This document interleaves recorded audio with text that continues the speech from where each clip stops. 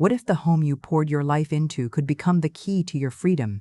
What if a single, long-forgotten deed held the power to rewrite your story? And what if that moment of discovery could spark hope for countless others who feel unseen? Quien thu en tressen the enchantien. Yuen the next hour, you'll learn how silent sacrifice can transform into lasting impact. You'll uncover practical steps to reclaim your dignity and secure what's rightfully yours. And you'll witness how one woman's quiet courage built a community of belonging. Ki, one thighs, one thighs, one thighs, one thighs, one thighs kais, YouTube. So, have you ever wondered what happens when respect replaces obligation? Before we dive in, let me share how a grandmother's simple decision lit the spark for something much bigger. It always starts with a small moment, one you never expect will stay with you forever. For Ruth, it was an ordinary evening. The table was set with chipped plates and humble food, meatloaf, overcooked peas, and bread she'd sliced herself that morning. She took her usual seat, a little slower now, her joints stiff from the climb down the stairs. Across from her sat her son Jason, once a boy she had carried on her hip. Beside him, Samantha, her daughter-in-law, whose sharp words had grown more frequent with each passing week. And next to her, her grandson, too young to understand the currents swirling through the room. Dinner began in silence until suddenly it wasn't. You eat, but you don't help. The words hung in the air, thick as smoke. Samantha's voice didn't rise, but it cut deep, designed to wound, not warn. Ruth's fork hovered mid-air. Across the table, Jason kept eating, not a glance, not a word, not a defense. In that moment, his silence shouted louder than Samantha's cruelty. And Ruth?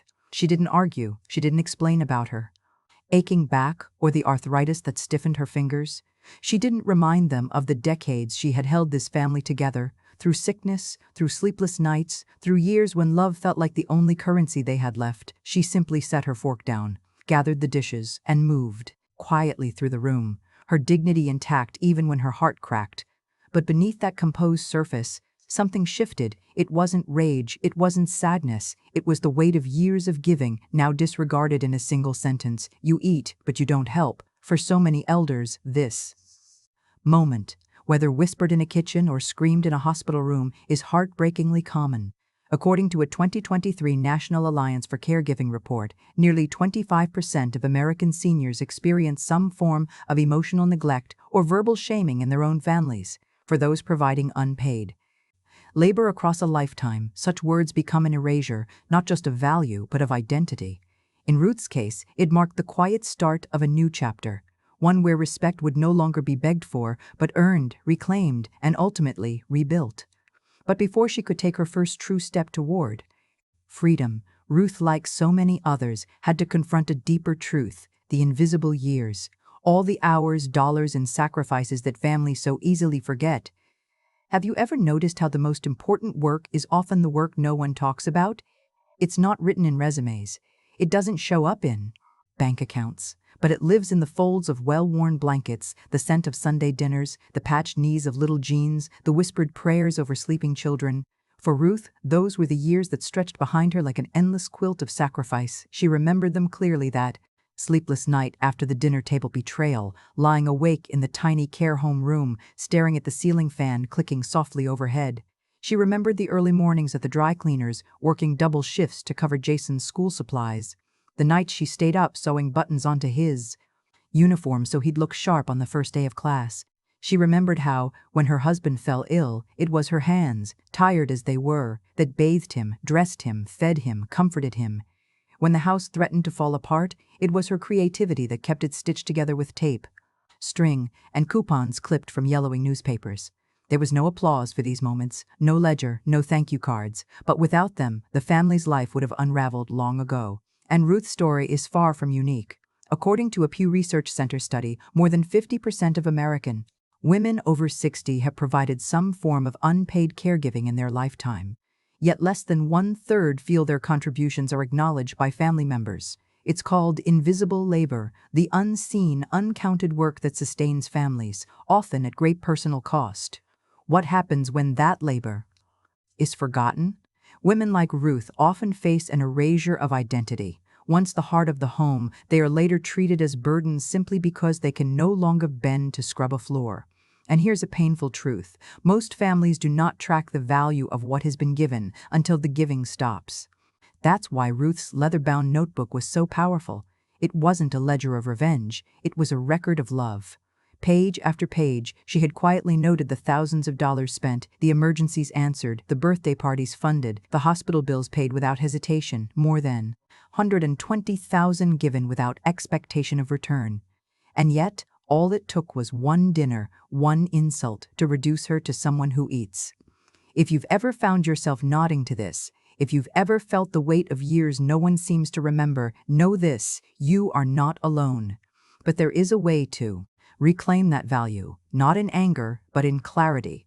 Document, remember, protect. Because when the day comes, as it did for Ruth, you will need to hold your story in your hands, not simply in your heart. And for Ruth, that day was closer than she knew, because in the very next chapter of her journey, a long-forgotten legal truth would come to light, one that would change everything. Sometimes the loudest decision in life is made in silence. For Ruth, that decision came 2 mornings after the dinner table betrayal. She rose early, as she always had, and brewed coffee in the familiar kitchen. Tea. Same kitchen where she'd once baked birthday cakes, stewed hearty soups, and wiped tiny handprints from the counters. That morning, her hands moved through old routines, but her heart felt distant, as if watching from a different room. Jason and Samantha were packing for a weekend getaway. Couples weekend, Samantha had called it, tossing the words carelessly as she zipped her suitcase. Jason, as always, avoided Ruth's eyes. Not once did they ask if she needed anything. Not once did they invite her along. When the door closed behind them, Ruth stood alone in the still house. And that was when she knew she would not stay.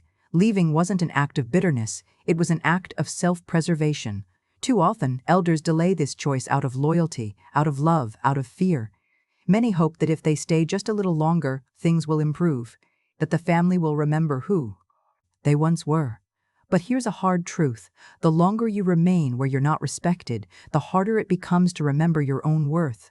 Ruth had given them time. She had given them everything. Now, it was time to give herself something too: peace.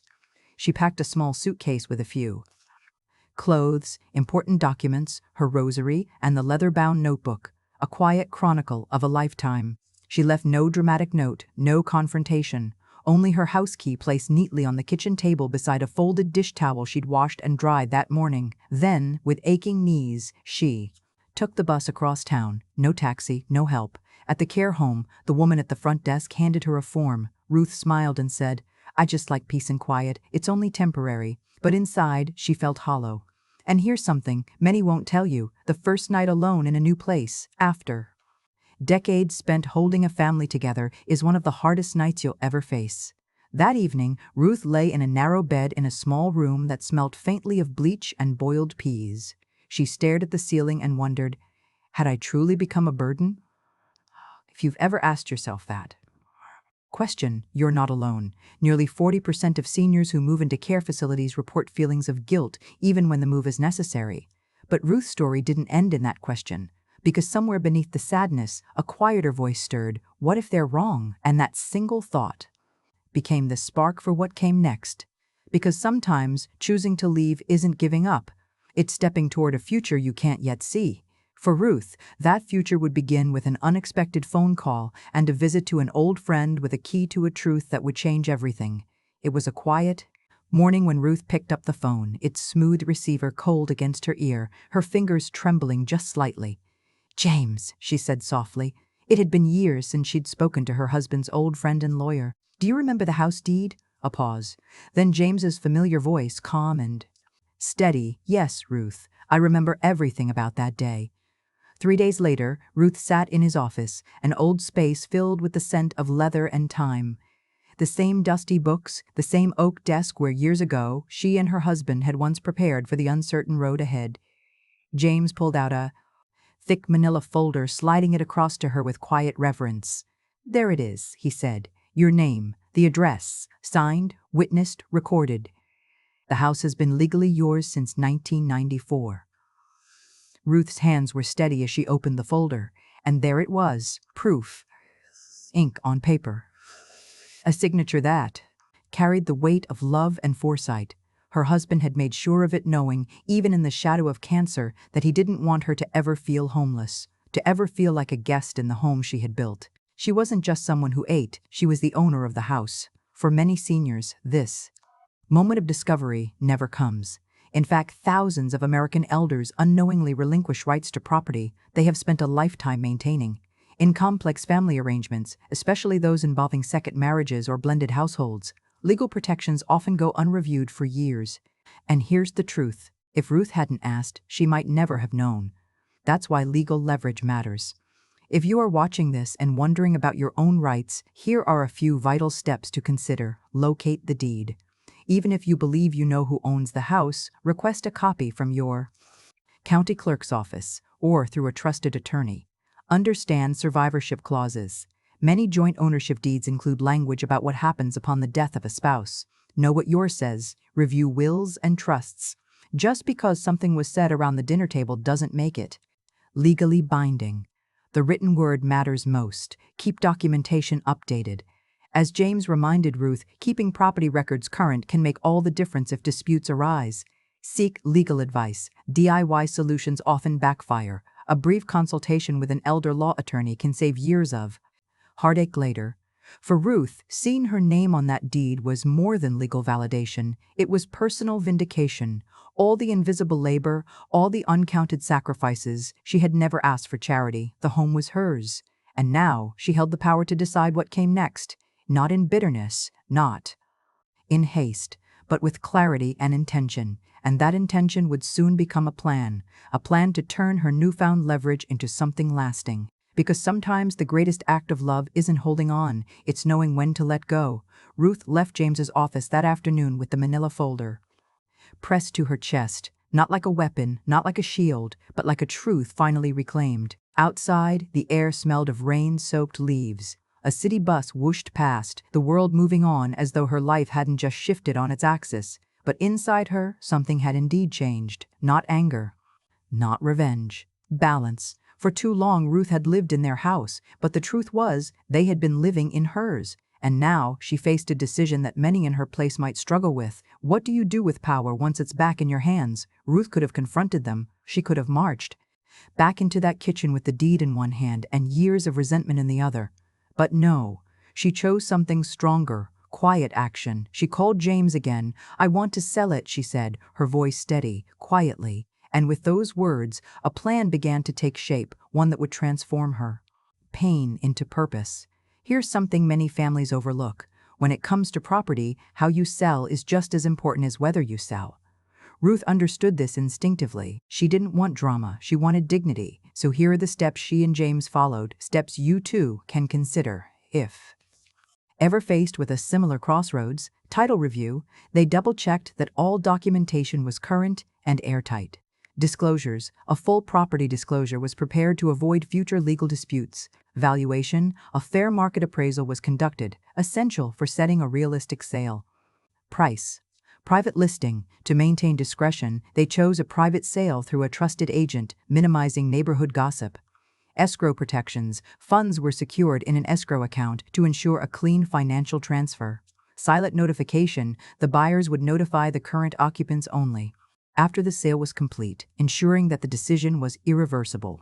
Now, let's talk about common pitfalls, because this is where many well-intentioned seniors get trapped. Emotional confrontation. Publicly announcing your intentions before legal steps are finalized can invite sabotage or manipulation. Family guilt trips. Expect resistance. Be prepared with written records and legal backing, not just emotional arguments. Underestimating tax implications. Depending on your state and federal exemptions, capital gains tax may apply. Always consult an accountant first. Neglecting your own needs. Selling a family home can feel like letting go of an identity. Have emotional support in place, whether through friends, counselors, or support groups. For Ruth, each document she signed was another stitch in a new fabric of life, a future crafted not out of bitterness, but from wisdom. Hard-earned. When the final document crossed James's desk, Ruth's hands didn't tremble. She remembered birthday parties in that backyard, the smell of Christmas ham, the feel of her husband's hand in hers the day they crossed that threshold together. But now, it was time for the house to become something new. And in making that choice, Ruth chose herself, not for the first time in her life, but perhaps for the first time unapologetically. She left James's office that day with more than a sail in motion. She carried the quiet knowledge that sometimes letting go is the most profound form of love we can offer to ourselves. But Ruth wasn't done yet. The letter arrived on a Tuesday, certified mail, one from the bank, one from the real estate office, another, a hand-delivered notice informing them they had 30 days to vacate. Ruth didn't wait by the phone, but she knew it would ring, and when it did, the voices on the other end carried every note of disbelief, of entitlement, of anger that years of quiet labor could no longer silence. "You evil old woman, you sold our house, this was our home." Samantha's voice cracked, shrill with fury. Ruth's reply was soft, measured. "No, it was my home. You just lived there, rent-free, just as I once fed you both." And with that, she hung up. No further words needed. Here's the thing, confrontation does not have to mean conflict. For Ruth, this wasn't about revenge, it was about recognition. Too often, families descend into bitterness when power shifts, words are weaponized, decades of love are reduced to accusations. But Ruth understood something vital. You cannot force someone to see your worth, but you can refuse to let them define it. When Jason called next, his voice was no longer angry, it was broken. "We're going to lose everything. Samantha's crying every day. I should have stopped her. I should have said something." "And Ruth?" She let him speak. When he finished, she answered with the words she had rehearsed quietly in her heart. "I'm not taking anything from you. I'm only reclaiming what you thought I had forgotten. I'm not asking for love. I'm asking for recognition." A pause followed. Then the question she knew would come, "Is there any way you can undo it?" Her reply was simple truth. "Jason, I gave everything to raise you and I never kept score. But the moment your wife opened her mouth, and you said nothing, something changed. I don't want your money. I don't even want your apology. I just want my silence back. And this is how I earn it." Now, let's pause here, because this is where many people stumble. When finally standing up for themselves, it's tempting to seek validation or apology. But true confrontation is not about forcing remorse. It's about reclaiming your own peace. Here are a few practical tips, inspired by Ruth's approach, for handling these emotionally charged moments. Stay grounded in facts, not feelings. Use calm, factual language. "The house was legally mine." Have the deed, rather than emotional accusations. Set clear boundaries. Know what you will and will not tolerate. Refuse to engage in cycles of guilt or blame. Avoid the trap of rehashing the past. Stick to the present action. "I have made my decision. I am moving forward." Prioritize your own peace over their reaction. Their feelings are not your responsibility. Rehearse your message. Having a few simple, clear sentences prepared can help you stay calm and focused. Ruth's strength wasn't in her words. It was in her unwavering clarity. And as she hung up the phone that final time, she felt something she hadn't felt in years: stillness.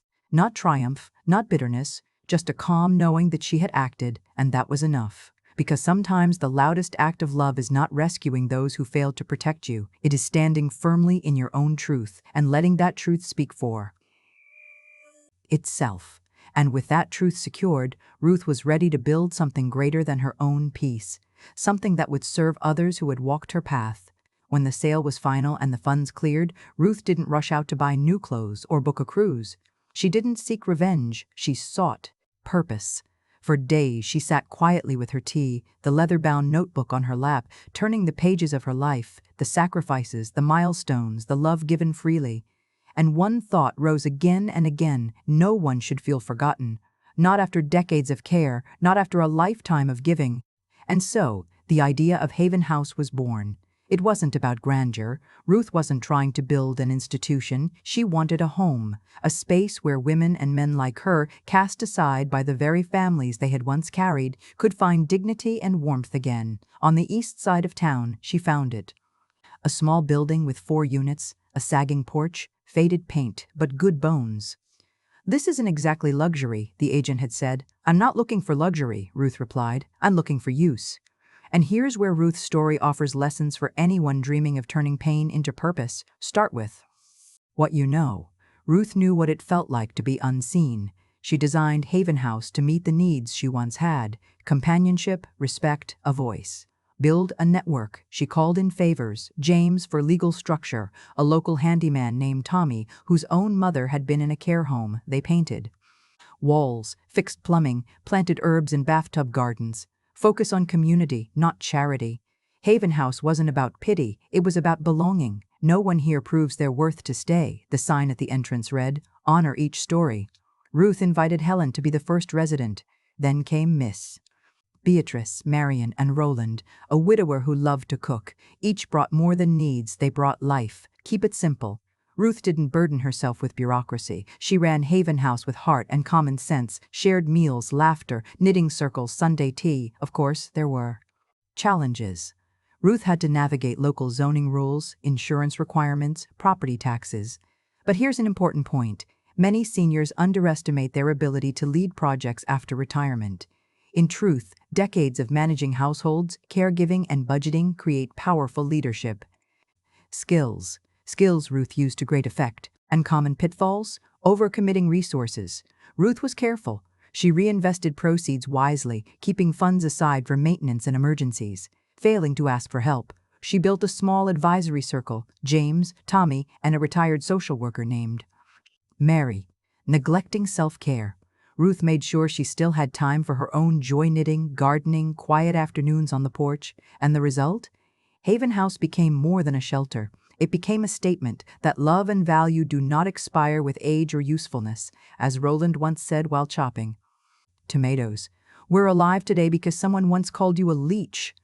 Ruth had laughed then, a laugh full of release, not bitterness.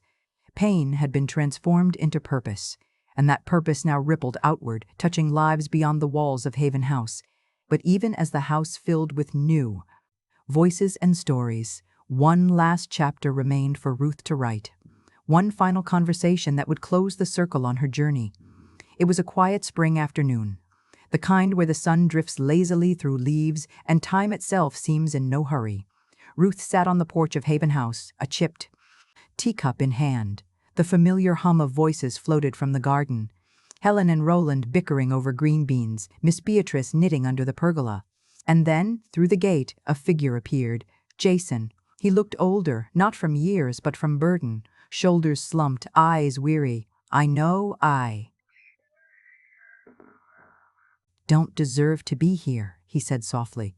Ruth motioned for him to sit. We lost the house, Samantha left. I should have said something. I wanted to say, I'm sorry. Still, Ruth said nothing at first. Instead, she opened a small box beside her chair and pulled out a photograph. Haven House Inn.